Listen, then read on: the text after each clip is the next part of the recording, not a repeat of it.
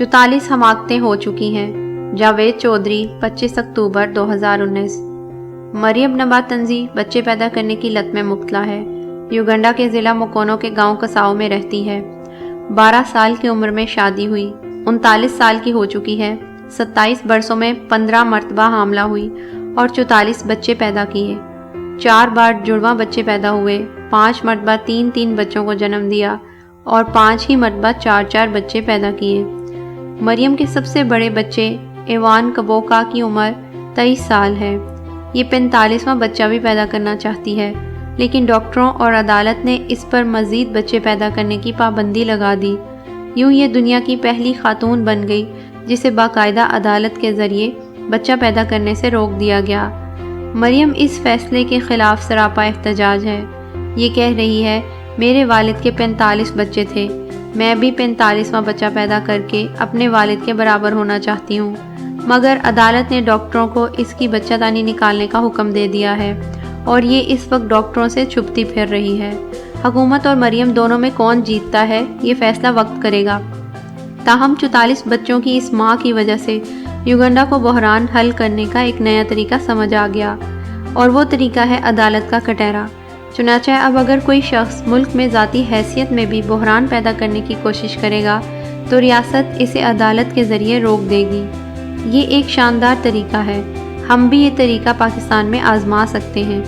مثلاً ہماری حکومت وزیر اعظم عمران خان کی قیادت میں 14 ماہ میں 1400 حماقتیں کر چکی ہے۔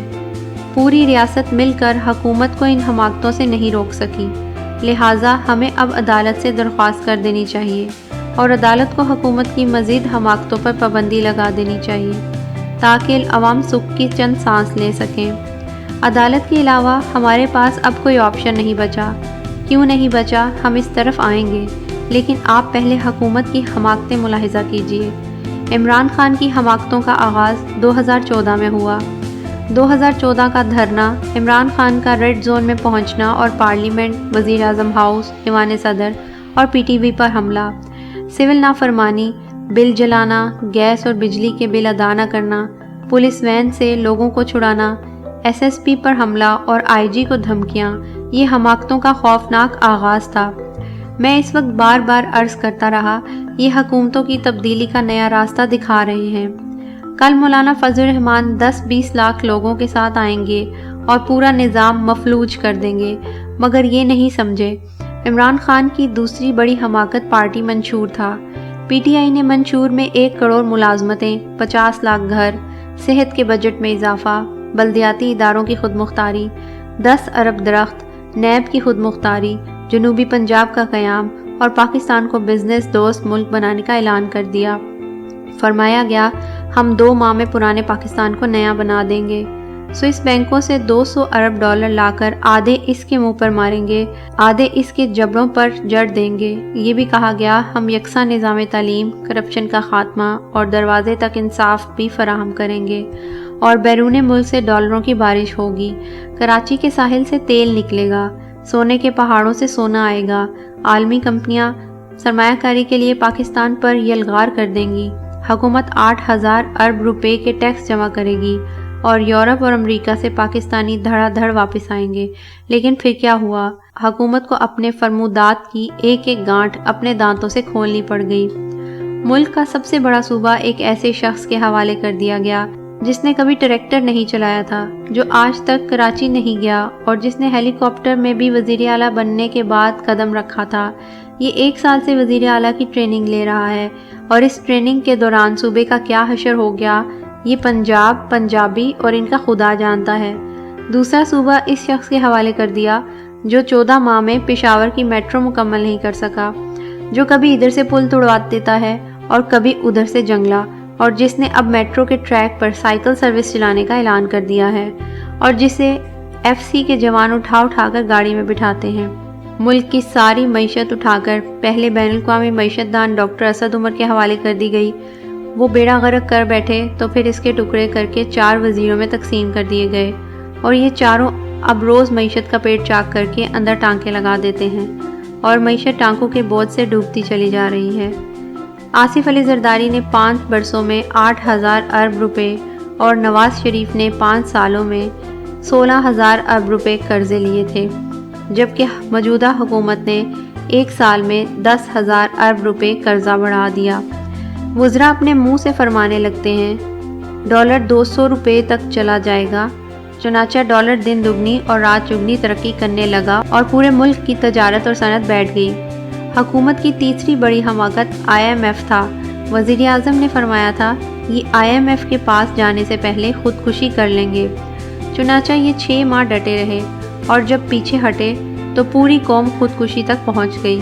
وزیر اعظم نے کشکول توڑنے اور امداد لینے سے بھی انکار کیا تھا، لیکن پھر ہم نے ٹوٹا کشکول اٹھا کر جس طرح گلی گلی امداد کی دہائیاں دیں، یہ مثال بھی رہتی دنیا تک رہے گی، اور پھر حماقتوں کی لائن لگ گئی۔ وزیر اعظم نے ڈونلڈ ٹرمپ کو کشمیر پر ثالث مان کر کشمیر کھو دیا۔ نریندر مودی نے مقبوضہ کشمیر میں کرفیو لگا دیا، آرٹیکل 370 اور 35A ختم کر دیا، کشمیر انڈین یونین کا حصہ بن گیا اور ہم پاکستان کے اندر یوم یکجہتی کشمیر مناتے رہ گئے۔ حکومت نے یو ٹرن کا ریکارڈ بھی قائم کر دیا۔ وزیر اعظم نے یو ٹرن کو اچھی لیڈرشپ کی نشانی بھی قرار دے دیا۔ آپ سٹاک ایکسچینج بھی دیکھ لیں، آپ ریڈی والے کے پاس کھڑے ہو جائیں یا پھر آپ کسی دفتر کا دورہ کر لیں، آپ کانوں کو ہاتھ لگانے پر مجبور ہو جائیں گے۔ آپ حکومت کی عقل مندی کا معیار دیکھیے۔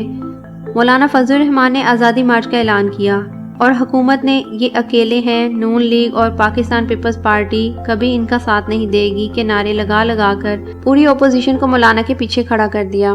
یہ لوگ بار بار مولانا نہیں آئیں گے کے دعوے کر کے آزادی مارچ کو پکا بھی کرتے چلے گئے، لیکن جب مارچ سر پر آ گیا تو وزیر اعظم نے 7 رکنی مذاکراتی ٹیم بنا دی اور اسی شام کامیاب نوجوان پروگرام کی تقریب میں مولانا کو ڈیزل بھی کہہ دیا۔ ادھر مذاکراتی ٹیم کے سربراہ پرویز خٹک نے بھی بھری پریس کانفرنس میں مولانا کو دھمکی دے دی۔ آپ ذرا سنجیدگی ملاحظہ کیجئے، وزیر اعظم بھارتی نیتا نریندر مودی کو مذاکرات کی دعوت دینے کے لیے فون پر فون کر رہے ہیں، لیکن یہ الیکشن کمیشن کے ارکان مقبوضہ کشمیر کی صورتحال اور مساق معیشت کے لیے شہباز شریف اور بلاول بھٹو سے ملنے کے لیے تیار نہیں ہیں۔ پارلیمنٹ عملاً مفلوج ہو چکی ہے، حکومت صدارتی آرڈیننس کے ذریعے چل رہی ہے، سی پیک اتھارٹی اور الیکشن کمیشن کے ارکان کا تعین بھی صدارتی حکم سے ہو رہا ہے۔ پیچھے میاں نواز شریف اور آصف علی زرداری کی صحت بچی تھی۔ حکومت کی نالائکی اور غیر سنجیدگی نے یہ ایشوز بھی کھول دیے۔ آصف علی زرداری اور میاں نواز شریف دونوں بیمار ہیں، ڈاکٹرز بار بار وارننگ دے رہے تھے، لیکن آپ وزراء کے بیانات دیکھ لیجئے، یہ طنز پر طنز فرماتے چلے جا رہے تھے۔ یہ صورتحال کتنی خطرناک ہے، کسی کو ذرا برابر پرواہ نہیں۔ پنجاب سے ذوالفقار علی بھٹو اور بے نظیر بھٹو کی لاشیں سندھ جا چکی ہیں۔ خدا نخواستہ اگر پنجاب میں تیسری ٹریجڈی بھی ہو گئی تو کیا نتیجہ نکلے گا؟ سندھ، بلوچستان اور فاٹا میں ملک دشمن تحریکیں چل رہی ہیں، بھارت سلگتی آگ پر پٹرول پھینک رہا ہے، صرف پنجاب بچا تھا، یہ ہر دور میں اسٹیبلشمنٹ کے ساتھ کھڑا رہا تھا۔ اگر خدا نخواستہ میاں نواز شریف کو کچھ ہو گیا تو ملکی تاریخ میں پہلی بار پنجاب میں بھی نعرہ لگ جائے گا، حکومت کو پنجاب میں بھی مخالفت کا سامنا کرنا پڑ جائے گا۔ کیا ہم یہ افورڈ کر سکتے ہیں؟ یہ حکومت احتساب اور کرپشن فری پاکستان کا نعرہ لگا کر اقتدار میں آئی تھی۔ آج کرپشن کی حالت یہ ہے، حکومت نے ایک آرڈر سے 250 ارب روپے کی گیس انفراسٹرکچر سیز ختم کر دی۔ میڈیا نے آسمان سر پر اٹھایا تو وزیر اعظم نے صدارتی آرڈیننس واپس لے لیا۔ ادویات کا سکینڈل سامنے آیا اور وزیر اعظم وزیر صحت عامر کیانی کو پاک کرنے پر مجبور ہو گئے۔ پوری اپوزیشن کرپشن کے مقدمات میں اندر ہے، نیب اب تک 1 روپے کی ریکوری نہیں کر سکا، جبکہ دوسری طرف جہانگیر ترین، علیم خان اور پرویز خٹک نیب کی انکوائریوں، ریفرنسز اور مقدموں کے باوجود وزیر اعظم ہاؤس میں بیٹھے ہیں۔ پولیو پروگرام کے فوکل پرسن بابر عطا نے کیا کیا گل کھلائے اور اون چودھری وفاق کے بعد پنجاب سے بھی فارغ ہو گئے، کیوں؟ اور کیا یہ سچ نہیں وزیر اعظم کے پاس کوئی بھی جاتا ہے اور کوئی بھی حکم لے کر آ جاتا ہے اور ابھی اس حکم کی سیاہی بھی خشک نہیں ہوتی اور یہ حکم پھر اسی وزیر اعظم کے حکم سے منسوخ ہو جاتا ہے، اور بس آزادی مارچ کی کمی تھی، یہ بھی اب پوری ہوتی نظر آ رہی ہے۔ پورا ملک مزید جام ہو جائے گا۔ یہ ملک میں ہو کیا رہا ہے؟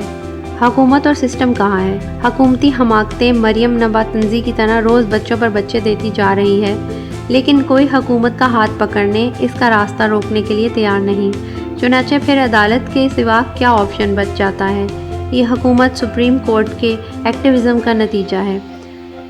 اسے اب سپریم کورٹ کے سوا کوئی نہیں روک سکتا۔ سپریم کورٹ کو ایک بار پھر ایکٹیو ہونا پڑ جائے گا۔ اب یہی حکم جاری کر سکتی ہے، یہی حکومت کو بتا سکتی ہے آپ کی 44 حماقتیں پوری ہو چکی ہیں، آپ اب مزید کوئی حماقت نہیں کر سکتے۔ ہم اگر اب بھی نہ جاگے، اگر سپریم کورٹ ایکٹیو نہ ہوئی تو مجھے خطرہ ہے یہ کھیل پھر کسی حمود الرحمان کمیشن پر ختم ہوگا۔ ہمارے پاس آنسوؤں، آہوں اور پچھتاوے کے سوا کچھ نہیں بچے گا۔